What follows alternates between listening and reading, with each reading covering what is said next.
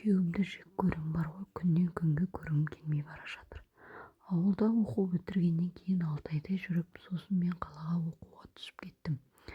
Ол оқуға түсе алмады. Ауылда қой бағам, мал бар, үй бар деп оқуға түскен жоқ. Сосын мен қалада жүріп, оны бір жылдай бір көрген соң махаббат шынайы емес екенін ұқтым. Қалада небір оқымысты, элегантный жігіттермен араласып оқыдым. Өздерінің көпшілік ортада ұстауы ұнайтын, сөз салып жүрген жақсы жігіттер болды. Бірақ 3-ші курста мені бұрынғы ауылдағы жігіт алып қашып кетті. Үйге қыдырып барған кезде ол көрші ауылда тұратын еді. Қалмаймын деп қанша әрекет жасап көрдім, болмады. Кемпірлер жатып алып Құран қойып аттап өт ал, бақытсыз боласың деп қарғап сілеп алып қалды. Мен қаладағы Бақытжанды сүйетін едім. Маған сөз салып, сыйлық жасап, бір қырс сомнан қалмай жүретін еді. Киноға шақырып өте мәдениетті еді. Келін болып түскен соң оқуымды сырттай ауыстырды ата-енем.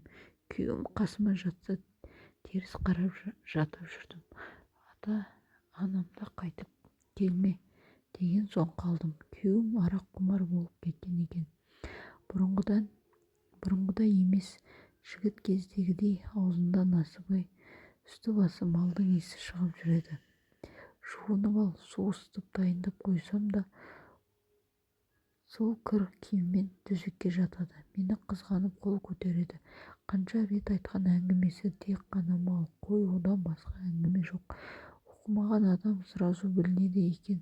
Әсіресе қала көрмей, ауылдан шықпай қалса, айтатын сөзі өте жиіркенішті. Диплом алатын кезде қалаға бардым. Бақытжанды көріп жыладым. Ол мені көріп, не болып кеткенсің, неге тұрмысқа шығып кеттің, неге тастап кеттің деп екеуміз тұрып көп әңгіме айтып қалдық. Қайын сіңірім бар еді қасымда. Кішкентай 4-ші сынып оқитын. Бақытжан бақытты бол деп кетіп қалды.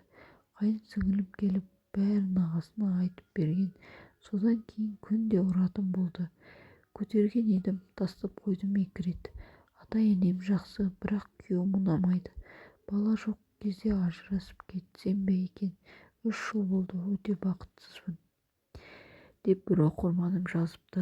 Ойларыңызды айта кетіңіздер.